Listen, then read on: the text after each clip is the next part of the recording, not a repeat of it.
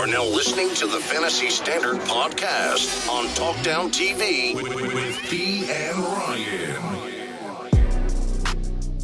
Welcome to the Fantasy Standard Podcast on Talkdown TV. This is P alongside Ryan. If you're watching, it means you're on YouTube, and we kindly ask that you drop a like or hit that subscribe button. If you're listening, it means you're on Apple Podcasts, Spotify, Audio Boom, and all other podcast platforms. For those of you there, we kindly ask that you drop a like and leave a review. That's why we do this. Not really. We just do this because we like it. But here we are. We just finished week 1. So we figured, right? Yeah, it was a crazy. I think, was it last year, the year before in our pod, we always like to consider week 1 and 2 almost like preseason games, right? Because you know, there's a big chance to overreact to a lot of things, bad or good, right? Like if your team came out firing, which like the Buffalo Bills did, right? The Buffalo Bills, they opened up their week on Thursday. It was, you know, a statement game. The Rams were getting their rings in their home. They had The Rock doing the intro. You know, it's the Rams house and all this stuff. And on national TV, right, you get the Bills have opening the seasons something like this against the Super Bowl champs. And it's like you're expecting the champs to like say you're not ready yet, right? And it was the opposite. Unless you're a Bills fan, you didn't really expect this outcome, 31-10. So again, overreaction. It's easy for us to go ahead and say, well, no, the Bills, or you crowned them Super Bowl contender just based on that performance, but you kind of have to like pump the brakes. So kind of before we get into, I don't know what you want to do. If you want to kind of recap just what happened in the weeks, and then talk about who we feel are our, you know, who we are worried about in terms of overreacting, or who we aren't worried about. So we should just go to week game by game real quick. I mean, yeah, if you watch football, you pretty sure know what happened. But yeah, I don't think every game needs to be talked about. We can kind of quickly speak about them and then kind of go from there. Yeah. And then touch on some other like. Okay, so let's just talk football, right? I think I would like to hear from you. Just give me a team, a player, a performance that you saw that puts up red flags for you. Who's your red flag? First red flag of the week for the year that you're starting to get concerned about. Well, I have two really quick. I mean, everybody obviously Trey Lance. I mean, they were in a suit like a freaking monsoon of a game. Yeah. So I mean, it's hard to tell, but I mean, he looked timid, inaccurate. Do you chalk that to the I mean, we're the gonna like see this week, climate? So. You know, because it was really bad there. Yeah, but Justin Fields didn't look as bad either, and he was playing in the same game. So yeah, with no receivers. Yeah. So I mean, if we're making excuses for him, then we gotta call Justin Fields an MVP, right? He's the next Josh Allen, I guess. Like everybody's been saying. I love that. But that game, that game, and then the Denver-Seattle game, man. All the hype, Russ Wilson coming to Denver. Oh, they're gonna win the Super Bowl, blah blah blah. Yeah. He's the next Matt Stafford, and man, I've been saying it for a while, man. I think Russell Wilson's one of the most overrated quarterbacks in the NFL. They used to blame everything on the coaching staff in Seattle, and I mean, it's the same old story in Denver. They need to figure something out now. Russ needs to stop holding on to the damn ball and just throw it or hand it off to Javonte or something, because damn, man, it's frustrating watching him play, man. The narrative was let Russ cook, and it turns out that maybe they did let him cook. He just wasn't cooking like they wanted him. And what happens is when he cooks, he burns the pot. Yeah, that's what's happening. Right? Like that's what's happening when you hold on for too long, man. Like he's cooking, everything he's given us is burnt. Like it's crazy because when you look at the box, right, the box score, and you see his stats, you're like, okay, Russ had a decent game, but when you're watching it, it didn't feel that way. 340 yards, 29 for 40, right? 442 and a touchdown, no interceptions. It just didn't feel that way, right? It just felt like it was Russ all over again with like holding on to the ball too long, You do like what you see his chemistry with his receivers for now, right? Like Judy and Cortland Sutton. So you'd like to see him get into more again, week 1, right? Like this is the first time they're playing together, no preseason action together. So you that red flag stays there until they kind of take it off, right? I guess is what we're gonna say. But yeah, it was concerning, and I think the Seahawks, we're gonna say they might not be a playoff team this year, right? Like I don't think that's going on a limb to say that.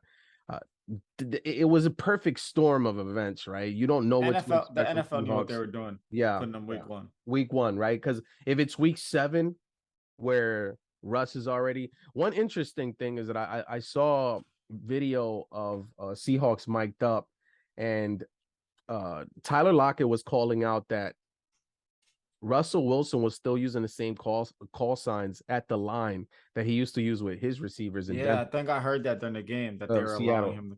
Yeah, so when he would go like this, it's go time. So that means it's a go route, right? So he did that to Cortland Sutton, and Tyler Lockett was telling everybody on the sideline, including like Michael Jackson and Woolen, Tariq Woolen, the cornerback. So he was telling them like, yo, when he does this, and they already knew. So it was kind of strange that Seattle was playing way better. Yeah. They didn't consider that. That's a good one. What is your other what was it, your Niners and your the Denver? Those are two that you're probably I'm not shocked that Green Bay lost week 1 because that always happens week 1 for them. Feels like it. Yeah, exactly. But yeah, besides that, everything else seems pretty normal. Yeah. Like really, I mean, we'll talk about who impressed us, but yeah, everything else seemed pretty by the book. For me, I'm gonna I also added the 49ers here. It's you have a team that's loaded. It's a very confusing situation for Trey Lance. You still have Jimmy G there, and normally you don't do that if you're gonna give the reins to a quarterback like that. It's like you have him looking over his shoulder now. Week 1, now the pundits are all talking about whether or not they should bring in Jimmy G. It's already started. I don't think that's good for him. And then somebody out there decided it was a good idea to leak a video of Trey Lance in a strip club, right? Like the guy has a personal life too. It doesn't mean he doesn't care, right? So it's like now you have these people, these evildoers that are looking for a reason to kind of throw more fire or more wood into the fire on the Trey Lance benching. And one thing I will say, and I talked to you about this before we started recording, and this is something that needs to stop, is that ever since Josh Allen has ascended to be what he is now, I feel like every single media personality out there for every single young quarterback that is kind of struggling or going through the motions, or they're looking to have him improve, they're comparing him to Josh Allen. And Trey Lance, I heard somebody talk about Trey Lance, that we do need to have patience with him, but to compare him to Josh Allen's first year, when Josh Allen did not have a Super Bowl team. Josh Allen had a bottom 5 offensive line, bottom 5 offense. His number 1 receiver was Kelvin Benjamin, who probably ate his way out of the NFL. Right. So that's one thing that concerns me when we're constantly putting all these comparisons to Josh Allen. We've heard it from Daniel Jones. We've heard it from the Eagles with Jalen Hurts. These guys could all individually be great without you comparing them to Josh Allen's trajectory. And that's one thing I wanted to say. So the Niners, I do have them in my worried about them. It's week 1 preseason. Do we throw that away? But you don't like them going to Chicago and essentially being outplayed, right? They were very one-dimensional. It was very run-heavy. I don't trust that pass game until Trey Lance can show us that we need to trust it, right? And then I'm worried about the Cowboys. I am super worried about the Cowboys. Now you're losing your QB, right? You're down to essentially one healthy wide receiver that we know of, right? And then so what about you got Gallup banged up, you got some offensive line pieces banged up, you have an aging Zeke, right? And you go into this matchup Sunday night, you're expecting to make a statement against the Buccaneers, and you just get punched in the mouth. And I personally don't understand why the Cowboys are given more primetime games than a lot of other teams year to year. That's a Jerry Jones thing. But I'm worried about them losing Dak. Now they're saying, Jerry Jones is saying that it's only a few weeks. But I think it's wishful thinking, especially when you start hearing beat writers talk about should they make trades to kind of acquire a Jimmy G who might be available. But I'm super concerned about the Cowboys. Yeah, man. I mean, that joke you always hear like, oh, that they've already been eliminated before the season started. Like, it's just ironic that the quarterback got hurt, and now it's Yeah. like, and the Eagles look decent, even though their defense was almost gave it up versus Detroit. But Eagles were pretty impressive, man. But we'll see what happens if they can keep doing it. They played I don't know, everybody's hyped about Detroit, but I think Detroit still sucks. But Detroit's going to compete. They're yeah. going to be a scrappy team.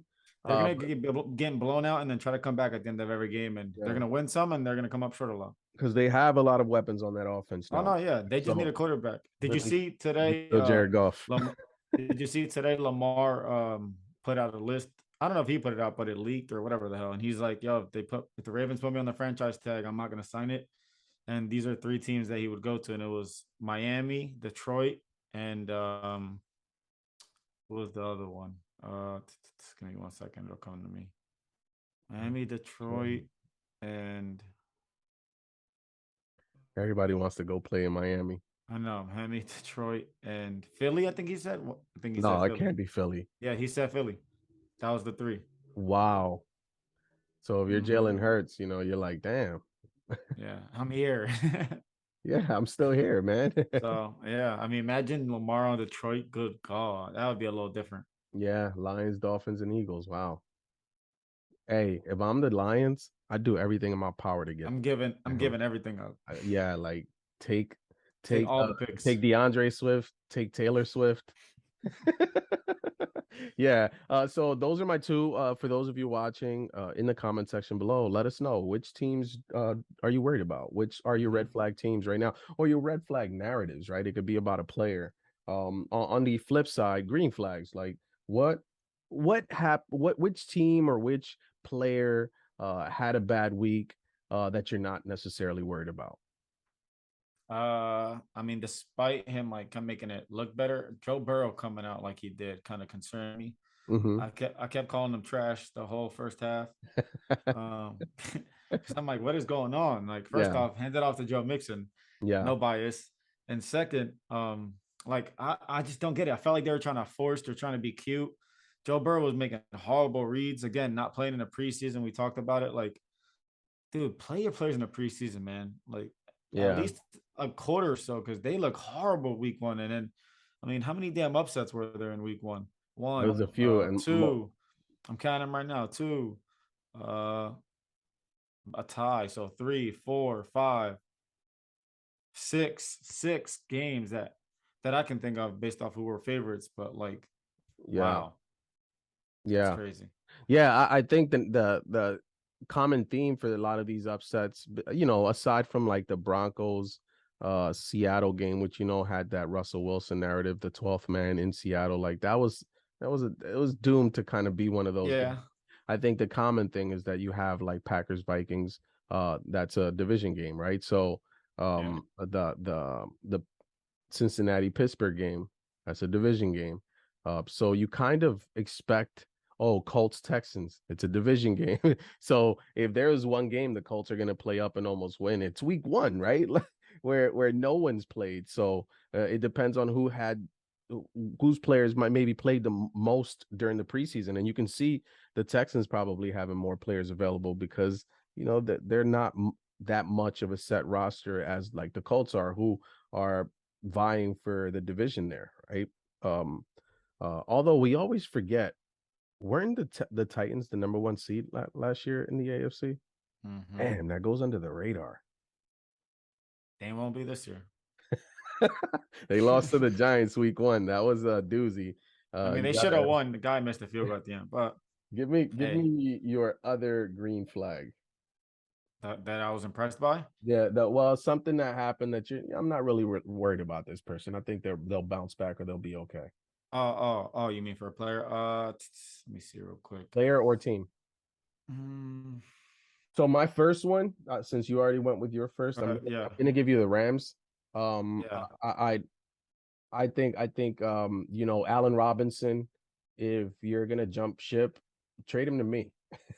I'm not gonna give you much back, but give him to me. If you're ready to jump off of that, or the Rams overall, they're gonna be fine. Again, think about how many reps they played in the preseason. A lot of that had to do with that rust. Once you start tackling, it's natural for you to kind of miss some tackles, be a little sloppy. I think the Rams are gonna be fine. Yeah, I mean, mine. I'm gonna say Green Bay. I think Aaron Rodgers coming out this week throwing 5 Yeah, touchdown passes. Like that was my they're playing. second thing. Yeah, they're playing Chicago, man. They're about to annihilate Chicago, bro. It's Annihilate. I'm funny. sorry.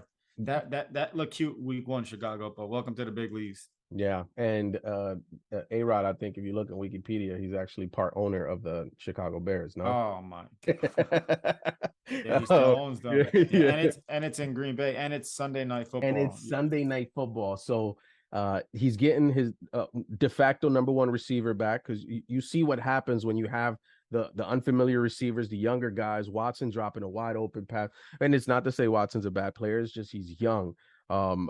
So A-Rod in that offense, there's a lot of complicated reads for these receivers, and A-Rod expects you to be precise. That's why he went to Devontae all those years. That's why before that he had his number one receiver, and after that I think Alan Lazard is going to get a lot of time, or a Tanyan, having him back is going to help. But Yeah. I think they're playing without both of their starting tackles. Bakhtiari, who I feel like Bakhtiari's always hurt, and then Jenkins. Yeah. So I'm not really worried about the Packers. I think that I'll be straight. regardless of how the Vikings look, everything goes through Green Bay in that division. Is there anything else that you wanted to highlight with these matchups that happened in week 1?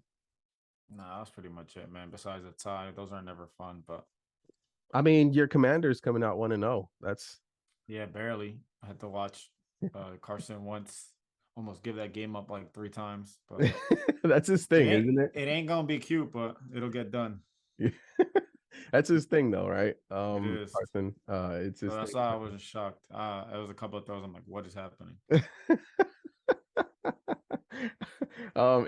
They are fun to watch. I will say that, and that defensive line looks as nasty as advertised, even without Chase Young. Which there's that safety that was hitting everybody on that field. What's his name? I have no clue. Number 20 or 28 or some shit like that. Something like that. Oh, yeah, he was my blowing God. people That up. dude, He blew up. Did he blow up ETN? Yeah, and he wasn't even supposed to play. And he had a pick. Didn't he have a pick too? He might have, but he wasn't even supposed to play that game. Yeah, because Curl, our starting safety, is out. He's a rookie too. This guy. Let me tell you something.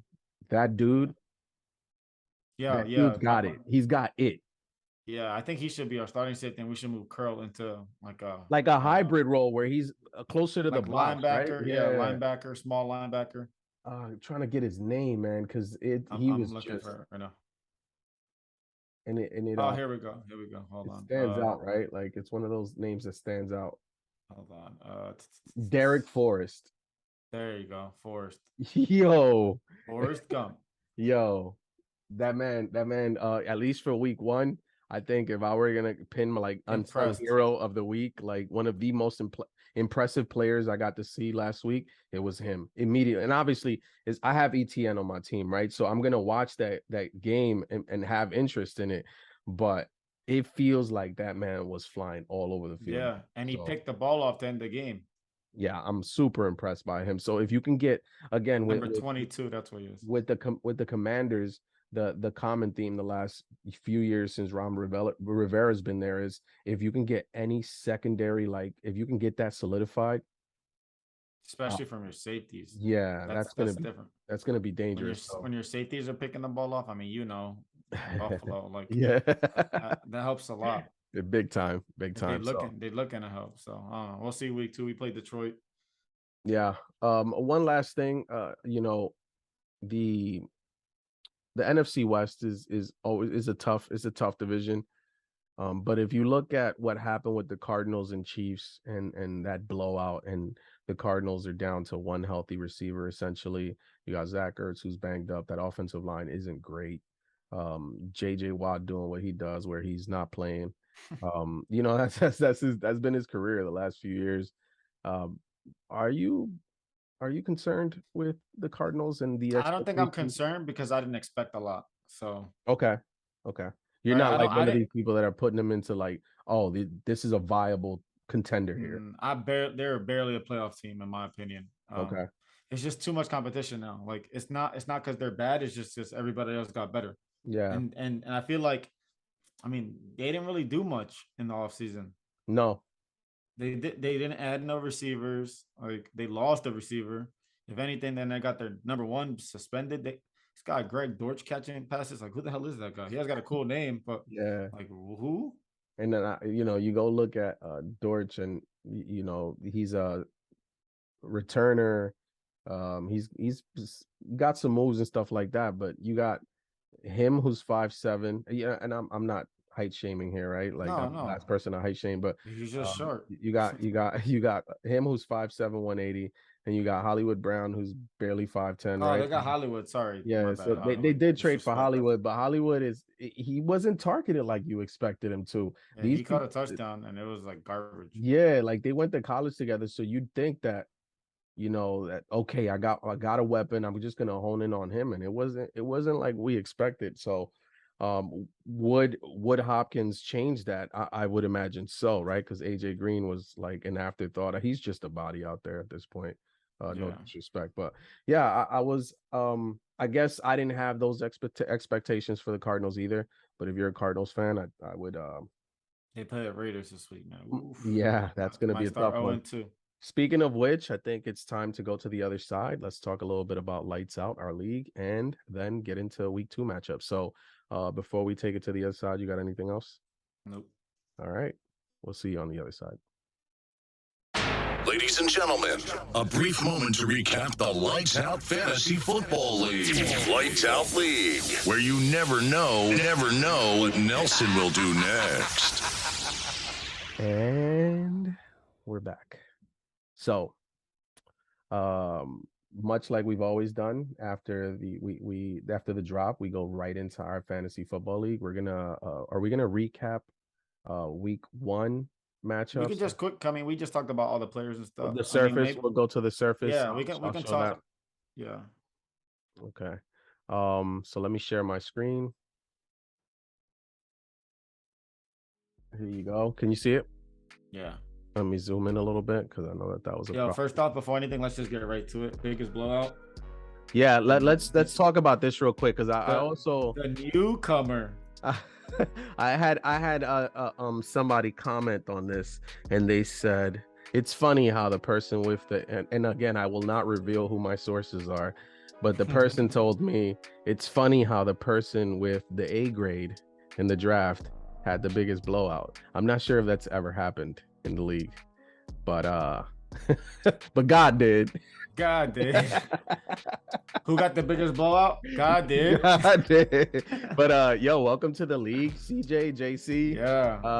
First dub, then that out the way. 30 plus. You like that. Beating the Lord and Savior out here. So recapping the week that was Suicide Squad. We already talked about his team being a tough team. Yeah, he's a tough team, man. I'm not looking forward to hit my matchup. Our matchups are always tough because it's like anyone in that lineup. You got Andrews and all these guys. So and that was light 112, but I mean that's low for a team he got. Yeah. For me, I'm just happy I got the 98, right? Like I'm filling my players out. The story for me was Michael Thomas. If he's back, then that makes me happy. At least that's one less part of my lineup where I have to worry about. But you never like starting the year off with a loss, especially now with the new waiver format where you don't necessarily get the number 1 waiver, right? But what I do like is that I stayed around the 100-point mark, and we've talked about this in the past. If you're gonna lose, try to at least hit that 90 to 100-point mark. Yeah, and that's all that matters. And you're setting yourself up for those tiebreakers. Because points matter, man. At the end of the year, tiebreakers come in, and you can't be scoring 79 points and 78 points and expect that. Yeah, you want to stay away from that. Then we got HHM who got that C grade. So he said something about mayonnaise. So I think that's why he changed his picture here. You got HHM who scored 100 and beat Dead Presidents, who scored a surprising 80. I'm gonna be honest. That was surprising to me. Yeah, that's very low, man.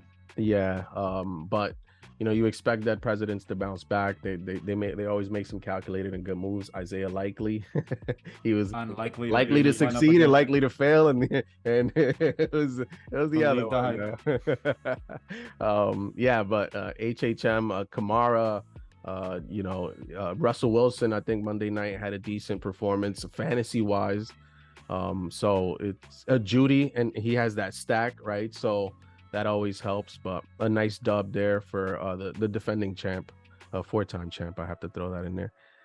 He paid me to say that. But the next matchup was No Struggles, who again another surprise. Struggled a lot. I might need to change that name. So 78. You don't like that coming out of the gate. But it's week one, right? If there's 1 week where you can struggle like that and still set yourself up, I would say it's that. And Nelson's team putting a respectable 102 up, man. Yeah. Like you said, that 95 plus marker, if you can consistently hit that, you got a pretty good team. If you're doing 115 plus on the average, then your team is like dominating. Yeah. So it's just like you said, consistency. You're not gonna win every week, man. Like no, I've given up getting upset after losses because I'm starting to realize that sometimes you don't have to win every single week to win it all. At the end what of did the you day, do? What did you do in that loss? And did you leave that week relatively healthy? That's it. Yeah. Right. And did you put the best team out that you could? Like, what was your process? If your process messed you up and forced you to lose, all right, then you got to revise your process. If not, then hey, sometimes you just get beat, man. Like that's just what happens. Yeah. Everybody has players, right? Like, I think the best teacher and the most humbling experience for me and why my name is what it is, because it's not just humble pie I'm dishing out, it's humble pie I was eating myself when I went 0-6. And still made the playoffs. And I mean, no pat on the back. Yo, like I went 0-6 and I said, okay, like you said, am I leaving points on the bench? Am I leaving points out there on the waivers, that the players that I know I should be picking up? Am I being overly aggressive on the waivers, making moves just to outmaneuver the next guy instead of making moves that are going to help my team? So those are things that I started doing, and I'm carrying it a little bit into this year. And I lost. That's fine, right? Like it's not fine. I don't want to lose, but again, what we talked about, did I hit the 95 plus? Okay, yes. Did I leave points on the bench? No, right? So I walk away like, you know what? I'm on to next week. I'm on to the next. What else could you have done? Nothing. Yeah, nothing. Yeah, exactly. The next matchup, but shout out to Nelson. I think his team, especially with Daryl Henderson taking that RB1 role, now you're looking at him, and I think he's trolling people by having Derrick Henry in his flex. Now you're looking at Daryl Henderson.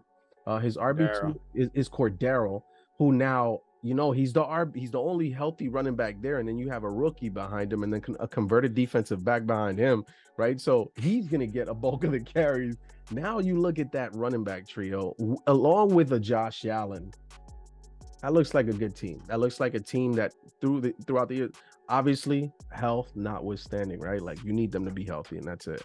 But the next matchup is TB12's last dance, losing to you, right? Like you score 113 and you beat every other person in the league except for you, the one matchup he played. So I've been there before, man. It's tough. It's a tough L. Yeah, it's what you called hang with him, right? Like you got to hang with him. Like don't change your process. Obviously, your team looks like it's going to score a lot of points. So, with that, you just, tip your cap and move on to the next week because you're bringing at least 100 plus points with you, and that's good. Yeah, if I get 100, I mean, I'm not expecting my team to put up 126 by any stretch of the imagination, but like you said, if I can consistently put up 100, getting these extra 26 points is just giving me that cushion. So when I do have those 88 and 90 point weeks, I have some cushion. So yeah, these big weeks help, man.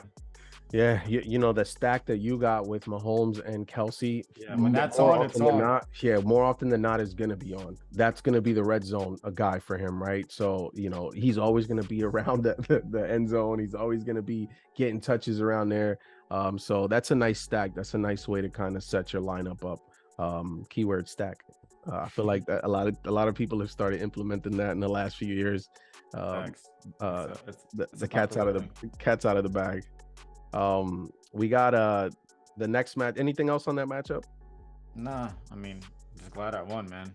Yeah, that's it. That first one is tough. It is. It kind of feels good starting off 1-0 now.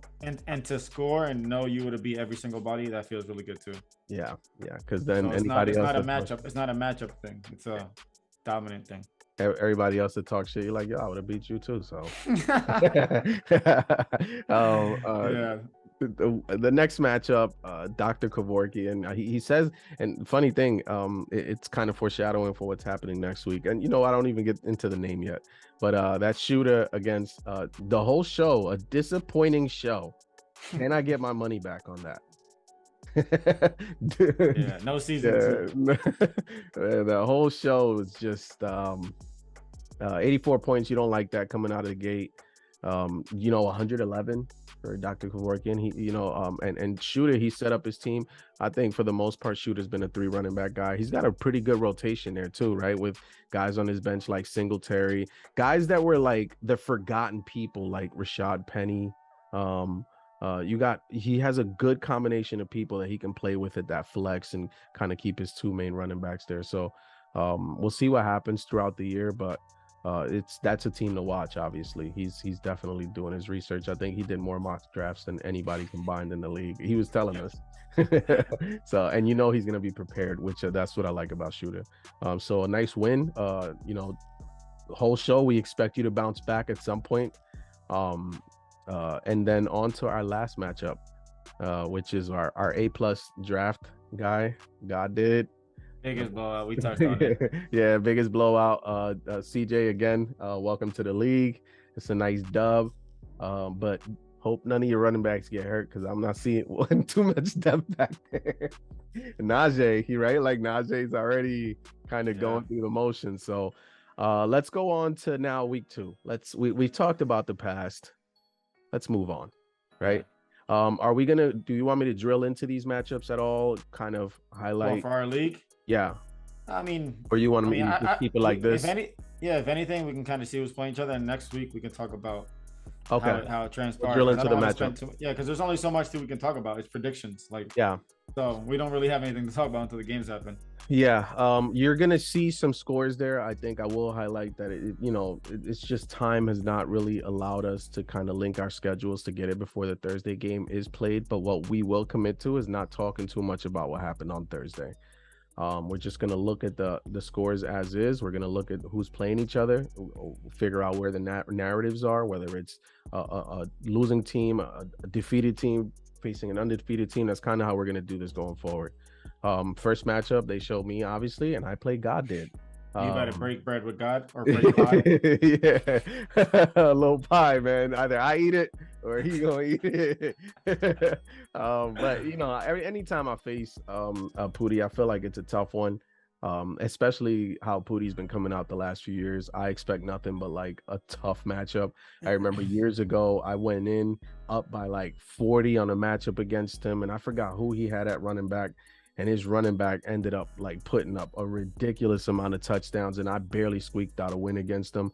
Or I'll beat him like on a Monday night by like a fraction of a point. Like it's always going down to the wire with him, and I don't expect anything less in this matchup, regardless of what's happening. So, but we're both 0-1, right? So that's another thing. Like one of us needs a win in this matchup. Yeah, somebody's got to win. We're still not reaching must-win territory, and I think if you need to look back at anybody, you look back at me and you look back at HHM. We both have had defeated seasons where we haven't won, and we've managed to bounce back. I think still no panic button for anyone.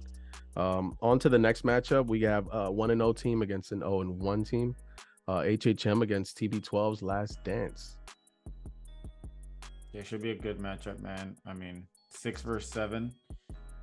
They played each other last week. TB12 would have won, so. Right. I mean, he would have been. It could have been reversed. Yeah, it could have been reversed. But, I mean, he's looking for redemption. His team put up a fight last week, man. I was sweating. Good luck facing Jefferson and Saquon Barkley. That's all I gotta say. Because I was sweating bullets this whole second half of those games.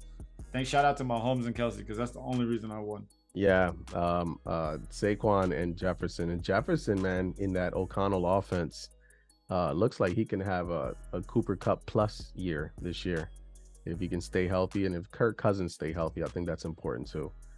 But that should be a good matchup. Prediction wise, I don't know. I do know that this is going to be a good one. We need Russ to kind of bounce back, right? Go to Cortland Sutton. Yeah, Cortland, and I think HHM is going to need him to throw it to Judy. So throw it to your wide receivers. Yeah. On to the next matchup. We got an 0-1 team against a 1-0 team. Your team. 1 versus 12. Yeah. So no struggle. It's funny, right? Week 1, because if you lose, that can knock you off. I mean, you have the points, right? So it won't knock you too far down. But it's funny how you can go from like first to like, and it seems like this league does that every year, right? Even later on in the weeks where you can be first and lose and get knocked down to like 6th or 7th. But that matchup, I think that the key there to highlight for no struggles is he lost Dak Prescott. What is he going to do at the quarterback position going forward? What was his plan, right? Because his plan was Dak. And what are his running backs going to do to kind of bounce back there? So that's something to look at there. And for you, obviously you got that Mahomes and Kelsey stack, but what is Cortland Sutton going to do this year, right? Like, can he show a little bit more than the usage that he showed last week? And I think everybody from Broncos country is kind of like, hoping that, because Cortland Sutton was looking good. Yeah, I mean, I got a lot of people out this week too. I have like 3 or 4 people out in my. You're gonna have to get creative. I'm literally just trying to put a team together. I just need to get 90 points, man. I won't be shocked if Will beats me or he has a really good team. He just definitely underperformed. I mean, when you got Jonathan Taylor, I'm just praying this man doesn't put up more than 30. Like, if he puts up 20, I will be happy with that. But it's just the rest of his team. We got to see what happens. So if I beat Will this week, it's again because his team underperformed. I don't think it's because my team did really well, because I'm already starting behind the gate with a lower Mahomes and Kelsey game. I have a question for you and everyone watching here from the league. And it's not to pick on Pooty, but I have to mention it. Will we look at the end of the year and say that Pooty's biggest mistake this year was taking Eckler first? Are you saying we're going to be saying that? I'm asking you. Is I mean, I don't know. He scored more points. He scored more points than the guy who had Taylor, so. Yeah. Like, it's Taylor. I mean, I definitely wouldn't have took Eckler number 1. That's my personal opinion. But, I mean, there's still too much football left to make that assumption that it was bad. Again, people are overreacting. Right now, it looks bad, but it's week 2, man. Like, it's funny because we always talk about how Eckler is so into fantasy football. I didn't know that he even like joins in on the Yahoo podcast. Yeah. That's amazing. Since last year. No, that's amazing. So I like that about him, right? I do like that anytime they're around the red zone, it's Eckler that's in there.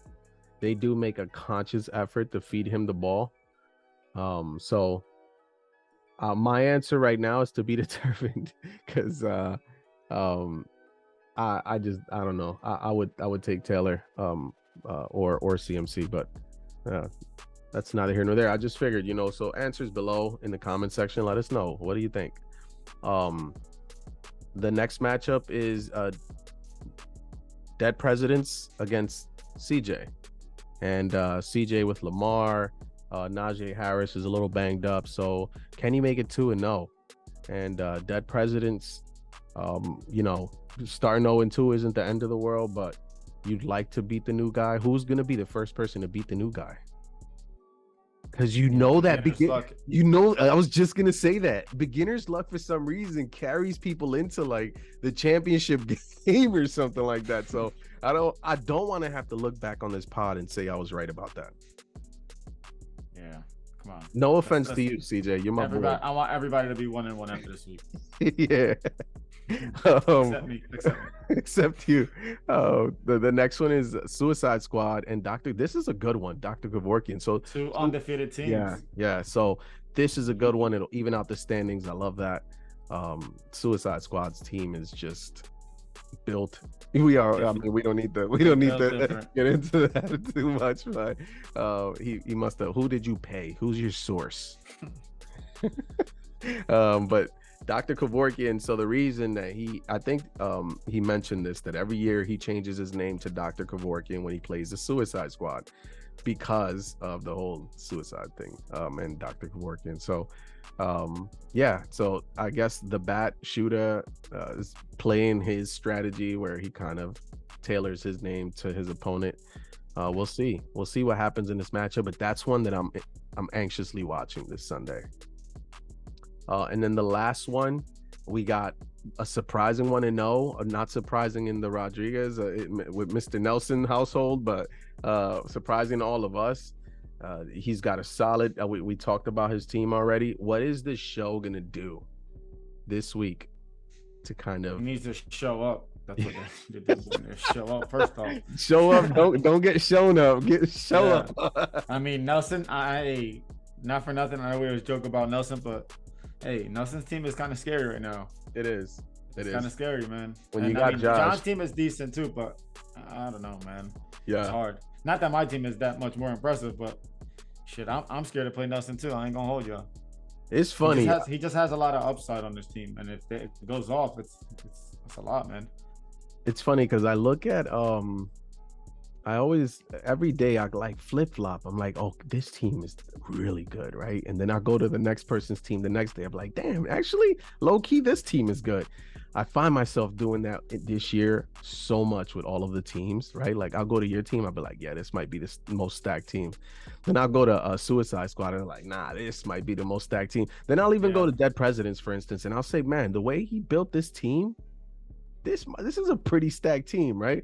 And I've done that pretty much with all of the teams this year, and I like that. That means we finally getting that parity that we wanted in this league, right? And everyone's kind of we're making each other better as a result. The one thing I won't do is go over rules or anything like that. We had our first waiver with the Fab. We introduced Fab this year, so it was fun to see what people bid on things. Kind of gives you a sense of what they, yeah, a lot of people out here are dishing out the peso. it was fun to see, but that's yet another thing that kind of adds to the strategy and the competitive edge. Standings, I'm gonna go into the standings real quick. This is it. We got you up top with Suicide Squad. So the playoffs, if it started today, it would be you, Suicide Squad, Shooter, CJ the new guy, Nelson, who would be in the playoffs for the first time since I think the last time he was in the playoffs he went to the championship game. Yeah, so it'd be Nelson, and then obviously HHM. I feel like we should only acknowledge 5 playoff spots every year. This freaking guy, and even you, right? I think me and him are the only 2 teams that made the playoffs every single year. Every single year. We did that spreadsheet. We might have to update it this year, but no Except surprise. He just wins championships. I don't. That's why my team's name is runner-up. Hey man, I'm the second best. That's why I got a trophy right there. I got a medal. Runner-up. Hey man, it could happen. Yeah, so and then we got the rest of the losers here, us losers. Kidding loser, we're going 1 game back. But you already see the moves are being made, baby. Yeah, God did his he's not praying, he's spending. Yeah, but that's what we have for Lights Out League. It's again, I don't expect anything less than what I've seen. Super competitive. Man, it's fun. And any game, any matchup, it just feels like anybody can win, and that's what I like. You want to get into week 2? Yeah, we can go through these. Okay. I don't want to spend too much time with every single game because we'll just highlight here the games that look like going to be blowout. I'm like, let's get off on them. Yeah, there's a lot of those this week, or at least I think. We had the Thursday game just passed. We won't talk about the outcome, but we will talk about the fact that it was Chiefs and Chargers. So that a divisional matchup, Chiefs with the ability to kind of just say we're going to go with this wide receiver by committee, and we don't care who likes it because everybody could score in our team, and our wide receiver 1 is our tight end anyway. And then you got Herbert, who, if you want to insert yourself in that conversation with the top quarterbacks in the league, you got to beat Patty Mahomes. So are you going to do it? So that's one of the narratives there. And then we have week 2 is the Dolphins and Ravens. That's a good matchup. It's a tough matchup. Yeah. It's in Baltimore too. So yeah, Baltimore with their home openers, historically, they just crush teams. So with the Dolphins, the way they looked, what's going to happen? Tua under pressure. Tua made some ridiculously bad throws last week under pressure, which is like status quo for him. But Waddle looked good. Tyreek Hill looked good. That system, you'd imagine as they play it, it's only going to get better. So that's an interesting game there. Mm-hmm. Yeah, last year those two teams played. I just want to touch on real quick. This that game that Miami was blitzing Lamar Jackson like all game, and he was looking horrible. And I think the Dolphins ended up beating them like 22-10 or something like that. Wow. And yeah, they were just like almost not zero blitzing, I don't think, but pretty much just trying to fill every rushing lane that Lamar had. Oh, one last thing. You know what surprised me the most about Lamar? How little he was running. Yeah, I heard about that. He didn't run at all, man. I was shocked. Now, do you think it's because he has that contract, or he has that contract situation looming, and he's going to put himself less at risk? Yeah. Yeah, I mean, something to monitor. Yeah. But if you take Lamar's if you take Lamar's legs away fantasy wise, where does he stack up? A little less valuable. Yeah. Something to watch. I like that game. You got the Jets at Browns. Not really much there that I really care too much about. You Browns should take care of business. Yeah, the Browns should take care of business there, especially that dominant offensive line. Yeah, Nick Chubb about to put up 200 rushing yards. Chubb and Kareem Hunt gonna go in and catch all the touchdowns. That's the thing about Chubb, man. It feels like he gets it close and he's winded, so he comes out the game and Hunt will get that dump off and like take it in for the touchdown from like the 15-yard line or some shit like that. It's always like that. The next game, Commanders and Lions in Detroit. This is the first game since I forgot when that the Lions are favored. Wow, what is their favorite? It's a -1, so it's a pick 'em. So it's a pick 'em, yeah. And it's pretty much because they're home. But this is the first time since I forgot the actual date, but a long time that they've been favored in a game, Vegas wise. So we'll see, man. No bias. I mean, I hope that Washington wins, but we'll see what happens. Last week and not to hype up my man Gibson, but last week the Eagles ran all over the line. So yeah. All they have to do is just run the ball versus the lines. I think the linebackers aren't just going to be fast enough to be able to keep up with the speed we have. But I don't think we're going to have to throw the ball versus them, honestly. That's something to look at. Is that 35 points they scored against the Eagle, is that meaningful? And that's something to look at week to week with the Lions, right? Because they're going to be in the game somehow. But what does that mean? Does that mean that they're blown out and then they just throw themselves back in the game? Because that's a little bit different, right? Or are they going to be trading punches with the Commanders? But I'm big on Campbell and how he has that team playing. So yeah, we'll see. It should be a good one. Yeah, it should be a good one. I feels like the Commanders always play games like that too, where it's like you think that they're dead to rights and they make it a game at that. They were doing that with Heineke yesterday. Yeah. On to the next one is Colts Jaguars, a division game. The Colts with a tie. And the Jaguars, not for nothing, man. They look pretty impressive, man. I saw that whole game because they played my Washington team, but they look pretty impressive, man. Trevor Lawrence was looking all right. The running backs was looking good. Defense wasn't amazing, but it held it down. So I mean, the Colts, and they haven't beat Jacksonville in the last, I forgot how many games. Let me pull it up. Hold on. It's those. That's another stat. It's another stat that I saw. That was like, what? Damn division games, man. Those division games. Yeah. You gotta like add a different element to it. It always does. But that should be an interesting game to watch, only because Matt Ryan, he didn't really play how you expected him. You got him no Pittman this week. He's down both of his weapons, right? I think because Alec what's his last name? The rookie Pierce. Alec Pierce is dealing with a concussion protocol, so he's not playing. So you're down to their back, Paris Campbell and company, whoever they are. So maybe expect a lot of Nyheim Hines and Taylor in this game. You want a crazy stat? The last 10 games, Jacksonville is 1-9. Who do you think they beat? The Colts? Yep. Those damn division games, man. At home, they don't lose at home, man. To the Colts. They won the last 3 years. First, the Colts at home. Speaking of division games, we got the Buccaneers and Saints. You got Tom Brady going to New Orleans, where Tom Brady hates playing there. For some reason, they have his number. Although that defensive back from the Saints that I was always chirping at Tom Brady, Gardner, he's on the Eagles now. He's with the Eagles now. So was he the X factor in that matchup? Another thing to note is the traveling cornerbacks. Mike Evans historically has done terrible against Lattimore, historically. So that's something to look at. I think that I heard his last few games. I don't think he's gone over 10 fantasy points in any of them. So something to watch there. What a Julio. Yeah. And another thing about the Bucs, man, they're gonna need Julio because their wide receivers are banged up. Godwin's out. Gage is dealing with like a hamstring. I think he's playing this week, but it's Tom Brady. If Julio played like he did last week, Tom Brady's going to use him this week. Yeah, I know they were targeting him. I was shocked.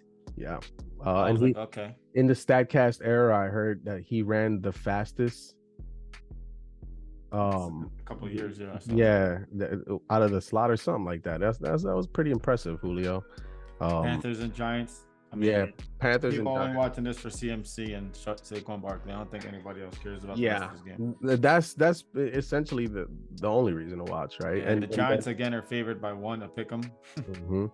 Yeah, Dable. What does Dable do for his? He was pretty impressive, man. Going for 2, I got to give him credit, man. That was pretty ballsy. He got cojones. Mm-hmm. Then we got the Patriots at Steelers, man. Mac Jones is dealing with like back spasms. And the Steelers, even though they lost TJ. That defense is ferocious. Very. And at home, oh man, I don't know. You might start 0-2. Yeah. And let me tell you something. And we talk about this all the time. That genius moniker that's thrown around at Bill Belichick. Look at the team players he's drafted the last few years. Look at his record without Tom Brady historically. And to look at Tom Brady's record without him. Good. So you Patriots fans that became Patriots fans like from 2002 and on, y'all might be in for a long life. Y'all might be in for a long look at me. That. This might be a long next 20 years for y'all. I can deal with it. Y'all can deal with it. Y'all had a good run. That's the benefits of enjoying all those championships. But man, you about to learn the hard way. On to the next one. The Falcons at the Rams. This might be the worst time to go play in LA right now because what's the spread on that one? minus 10. Oof. Mm-hmm. Yeah, they're gonna cover that easy. Annihilate them. Yeah. And what's the over under on that? Don't have it right here. Hold on, let me see. It's probably like 48 if I'm guessing. Over. Oh, hold on. It's not showing me here. Oh, I can pull it up here. Hold on, my bad. It's okay. Over under is loading. The over under is loading. Oh, 46.5. That's pretty low. That is pretty low. LA's gonna dominate this game. Yeah. And if there's any different, we'll be here next week to talk about it. Another division game, Seahawks and the Niners. Seahawks is surprising 1-0. The Niners is surprising 0-1. We could say. Coming off a disappointing performance against the Bears. Trey Lance, I see you making it rain over there in the strip club. You need to make it rain out there on the football field. Because unfortunately, you are looking over your shoulder. A team somehow the Niners are favored by 9. They should be. They should be. Don't overreact to what happened in week 1. We know the Seahawks aren't as good, don't have as much talent as the Niners, but a division game. If there's a game for the Seahawks to start 2-0 and kind of sneak in, it would be this one, right? Let's see how they bounce back. You can expect, Eli Mitchell, the story is that he has a knee injury. He's on the shelf. Who is going to be the running back? Who's going to fill that void? I think if you look at what happened at the end of last year, you can expect that wide back role kind of to resurface. Expect some Jordan Mason until someone owns it, right? Jeff Wilson right now is the de facto with Debo and then, the other rookies. Who's going to take it? Because you also see that the Niners signed Marlon Mack to the practice squad. So he's waiting just in case everybody else disappoints. I still think that it's going to be Jeff Wilson when it's short yardage, goal line situations, and it's going to be a creative Debo and a combination of like Jordan Mason and TDP. But something to watch there, because the Niners backfield is always something valuable in fantasy. The next matchup, Bengals and Cowboys. They're going to destroy the Cowboys. Yeah, they should. It's Cooper going to be Rush Cooper Rush. Yeah, it's going to be Cooper Rush. The Cowboys have already said that they're not making a deal for a quarterback. And even though they're talking about Dak coming back after week 4, I think it's going to be longer. But Bengals get back on the schneid, off the schneid here. They have a long snapper, I imagine, so they can kick some field goals. But yeah, we can see the Bengals. Oh, and the Jamar Chase and Trayvon Diggs. I don't know if you've seen that. There's been kind of like there was an interview there where they asked him about Trayvon Diggs, and he kind of he was honest. He said, when he's on, he's on. When he's off. Like he kind of like was snarking at like his game a little bit. But when you're as good as Chase is, right? Like you can kind of talk your shit and back it up. So yeah, you like seeing that. The game after that is a Texans with a tie, no loss yet, against the Broncos, the 0-1 Broncos, home opener for the year. You got to get back in the win column. Favored by 10. Yeah, I totally see that. Texans, although they are a very feisty team, and they were that last year with Lovie Smith, they'll probably still be that. But the story there is Davis Mills going to Mile High and playing out there in Denver, which is always tough to play. Their defense is super feisty. They're going to come out inspired. So I expect a blowout on this one. Then we got the Cardinals and Raiders. The Cardinals, who had a very underwhelming performance last week. It's looking like scary hours there until Hopkins comes. JJ Watt, will he play? The Raiders lost to the Chargers, so you need to bounce back at home, right? Although your Devontae Adams acquisition looks real good. Looks amazing. I mean, he had like 17 targets. I feel like Carr always does that with like his one. He over targets them and then it goes back to like normal. But yeah, Arizona looked horrible versus Mahomes and the Chiefs last week. So I mean, either they made an adjustment or this is going to be another big game for Carr and the Raiders. Yeah, and then we have the Aaron Rodgers Bowl. The Packers are going to destroy the Bears. What is the spread there? -10. There's a lot of -10s. Yeah, -10, huh? I'm gonna go ahead and say that I'm not sure that they cover that, but they will win. I think this game's gonna be like 34 to like 14. Yeah. Like, what I think will happen? A lot better than they showed week 1. It's just Jefferson's so good, man. You know what I think will happen? I think the Bears will score the first touchdown, and the Packers are gonna rip off like 21 unanswered. Yeah. 28 unanswered or something like that. We'll see next week. Yeah. So that's double Monday night game. Yeah, well, we love that, especially when the Bills are opening their Buffalo season in against the Titans, who last year Josh Allen slips at the 1 and he didn't get that on fourth down or whatever. They always play out well. Yeah, they but do. This defense is this team is a little different than last year's team. I mean, you guys are favored, not a shocker, by 10 again. Like, they have a lot of teams favored by 10. Do what y'all did the last 2 years in Tennessee against us. Do that this year. And you will have earned my respect, Tennessee. But this is the year that the Bills have to exercise all demons. Music City Miracle, we exercising it on Monday in front of everybody, and I don't expect them to take any mercy. And Derrick Henry, if you look at the last few years, he has stiff-armed a Buffalo Bill into next year. He did that a few years ago, and he did that last year. We're not seeing that this year. I'm gonna go out on a limb and say that. Just, I'm a big Bills fan. Y'all should win, but I mean, y'all can't get sloppy. I had a lot of turnovers last game. Yeah, and y'all still won by 21. You just gotta keep it clean. You know, Tennessee's gonna try to run the ball and keep it out of your hands. So yeah, to me, get the game script so that it's out of Derrick Henry's hands. Yeah, force Ryan Tannehill to throw the ball. Force Tannehill to throw the ball. He doesn't have nobody to throw to. No, that's a very young core, and then Robert Woods is your number one. That's concerning. Yeah. This Monday night game, this Eagles-Vikings game, that low-key is one of the most exciting games of the week. That might be the game of the week to me. Yeah, this is gonna be crazy. They're gonna score an insane amount of points. Yeah, I like this matchup. What is that one on in Vegas? Over 50.5, and they got the Eagles favored by -2 or -2.5, depending on where.